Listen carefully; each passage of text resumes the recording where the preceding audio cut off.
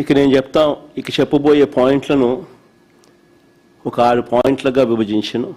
ఎవరికైనా కూడా 6 పాయింట్లు చూస్తే ప్రతి పాయింట్లోనూ స్కామ్ ఎలా జరిగింది, ఏ స్థాయిలో జరిగింది అన్నది కూడా అందరికీ కూడా అర్థమయ్యే విధంగా చెప్పబోతా ఉన్నా. డిఎస్సి మొదటిది. డిఎస్సి మాత్రమే కాదు, ఏ పరీక్ష, ఏ పేపర్ తయారీ ప్రశ్నలైనా కూడా, డిఎస్సి కాదు, ఎనీ పరీక్ష, ఏ పరీక్ష అయినా, ఏ పేపర్ తయారీ అయినా కూడా ప్రశ్నలు అప్లోడ్ చేయడం, డిజిటల్ నిర్వహణ, ఇవన్నీ కూడా అత్యంత కాన్ఫిడెన్షియల్గా జరగాలి ఏ పరీక్షకైనా కూడా. కానీ ఈ ప్రభుత్వంలో ఈ రహస్య ప్రక్రియ కాస్త ఏమైంది ఒకసారి గమనించండి. డిఎస్సి క్వశ్చన్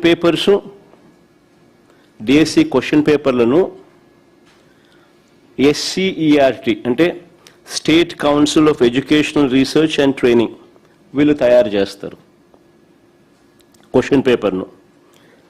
పరీక్ష నిర్వహణ బాధ్యతలు డిఎస్సి కన్వీనర్ చూస్తారు.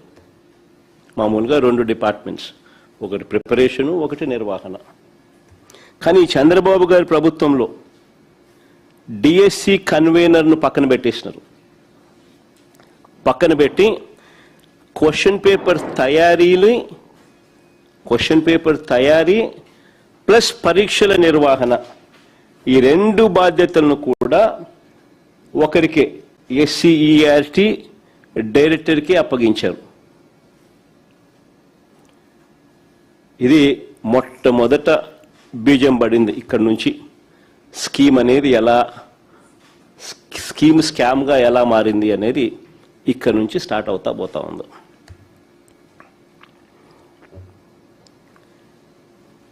డిఎస్సి పరీక్షల్లోనే పారదర్శకతను దెబ్బతీసినారు.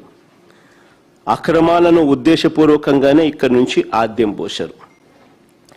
చాలా కాన్ఫిడెన్షియల్గా జరగాల్సిన ఈ క్వశ్చన్ పేపర్ తయారీని చూసుకోండి. ఇక్కడ నుంచి చాలా కాన్ఫిడెన్షియల్గా జరగాల్సిన ఈ క్వశ్చన్ పేపర్ తయారీని, దాన్ని అప్లోడ్ చేసే పనిని అవుట్సోర్స్డ్ ఉద్యోగుల చేతుల్లో పెట్టకూడదని తెలిసి అవసరమైతే నేరం ఈజీగా వారిపై వేయొచ్చు అనే దుర్బుద్ధితో కూడా అనుకోవచ్చు.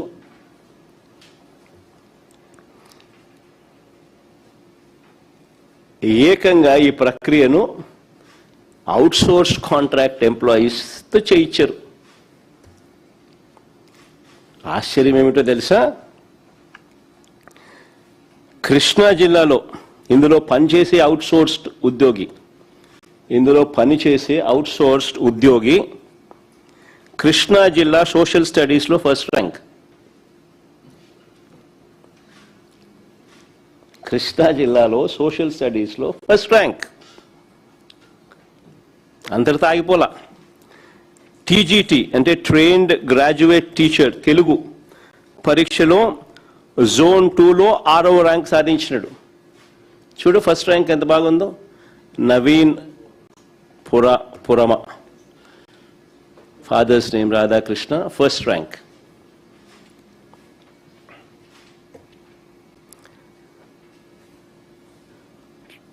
ఫస్ట్ ర్యాంక్ రావడమే కాకుండా TGT trained graduate teacher Telugu పరీక్షలో కూడా జోన్ 2లో 6వ ర్యాంక్ కూడా సాధించాడు.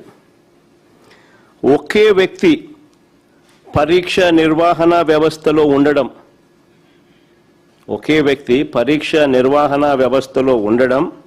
అదే వ్యక్తి అవే పరీక్షల్లో టాప్ ర్యాంకులు రావడం.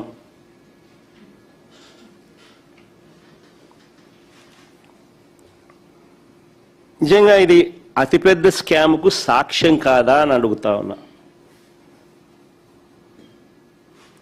ఇక్కడ నుంచి ఇంకా ఎంతమందికి లీక్ అయిందో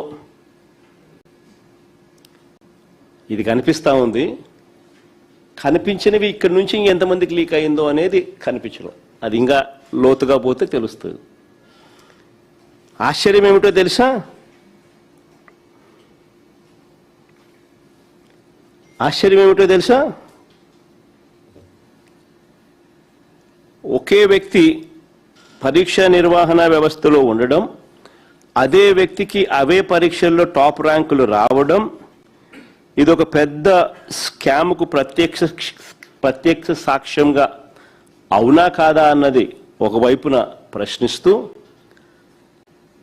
సిబిఐ ఎంక్వైరీ జరగాలి అని చెప్పి మరోవైపున అడుగుతూ, ఈ క్యాండిడేట్ నిజంగా మెరిట్తో ర్యాంకు సాధించాడు అని మీరు భావించి ఉంటే, ఇంకా ఆశ్చర్యం ఏమిటో తెలుసా?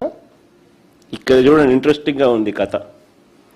ఇదే క్యాండిడేట్ ఇంత మంచి ర్యాంక్ వచ్చింది కదా, మరి క్యాండిడేట్కి ఉద్యోగం రావాలి కదా. ఇదే క్యాండిడేట్కు నిజంగా మెరిట్తో ర్యాంక్ సాధించాడని వీరు భావించి ఉంటే ఈ మనిషికి ఉద్యోగం ఎందుకు ఇవ్వలేదు? ఇది ఇంకొక మిస్టరీ. అంటే తప్పు జరిగిందని కనిపిస్తా ఉంది కదా, అతడి ఐడి కనిపించకుండా చేశారు. అతడి ఐడిని కనిపించకుండా చేశారు. అతని డేటాను మాయం చేశారు. అతని డేటాను మాయం చేశారు. సెకండ్ మెరిట్ లిస్ట్ కూడా ఒకసారి చూపించుమా. మెరిట్ లిస్ట్లో మార్పులు, ఆయన పేరు లేదు.